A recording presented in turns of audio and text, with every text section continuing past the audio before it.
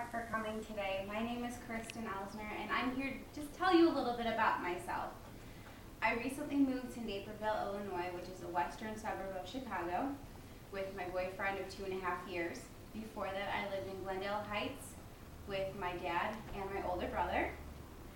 My mom actually passed away when I was 16, but she's definitely been a huge impact on my life and helped shape me into the woman that I am today. A few of my hobbies include watching sports. I'm a huge Blackhawks fan and a huge Cubs fan. I also sing in my church choir. I participate in Zumba fitness, love shopping, and I enjoy reading a good book. My college experience started when I was just out of high school. I began doing massage therapy school. I made it 3/4 of the way through the program when I realized that it wasn't for me. I was struggling with anxiety and giving myself migraines because I was stressing out about not knowing how to massage around various diseases. So because I was working full-time, I decided to look into online school. I started a program through University of Phoenix for hospitality, travel, and tourism. Partway through, I was taking various business classes, and that was when it really clicked. I found what I was passionate for. I enjoyed all the business classes that I was taking, and those were the classes that I really did the best in. So I decided to look into different Bachelor's of Business Administration programs. I found one that I liked at University of Illinois at Chicago. Unfortunately, half of my credits from University of Phoenix would not transfer. So I spent 1 year taking classes at Parkland College, which is the community college at Champaign, Illinois, so I could get into UIC. After being accepted into UIC, I got an email a month before registration saying that they actually had to cancel the program due to a lack of funding. They gave students 2 options. One option was to continue taking the classes at UIC without any form of accreditation, or we could transfer to Indiana University East. As you can tell, I went with the latter option. I began studying at Indiana in the fall of 2012 and will be graduating in May of 2014.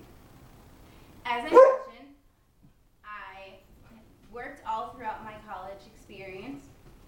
I began when I was 16 working at the local mall at a store called Pacific Sunwear. I worked there for 11 months, working minimal hours and for minimum wage. Basically, I was working to drive to and from work. I decided that that wasn't quite going to cut it anymore, and so a friend of mine helped me get a high school internship my senior year at Washington Mutual Bank. I was a teller there and at Chase combined after the buyout for a little over 3 years. After Chase, I decided to dabble into the hotel industry as I was studying hospitality at the time. It was during the slow season, and so I was once again faced with very few hours and very low pay, which didn't pay the bills. I decided to go back into what I knew, and that was banking. So I became a teller at Charter One Bank. I was there for about 1.5 years, and then decided that I wanted to start working towards my career. I also decided that sales really wasn't my forte. About 6 months ago, I began working at a privately owned professional employer organization called Tandem HR. I am a benefits administrator doing administrative assistant work, and I love my job, and I'm expecting to continue doing what I do after I graduate. I am taking this class because it's a graduation requirement. However, I'm hoping that this speech class will help me face my anxiety and help me break through my anxiety of speaking to people. I'm also hoping that this class will boost my self-confidence.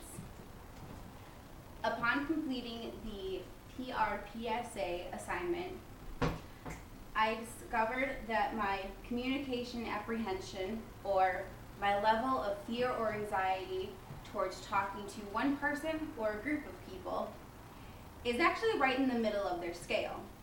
I scored a 115. How, fear during a speech is not a bad thing. As Hamilton Gregory, the author of Public Speaking for College and Career, wrote in his textbook, being nervous actually gives you energy during your speech. And this energy can help liven up the speech. The anxieties that I face when I'm giving a speech include wondering, do I look or sound stupid?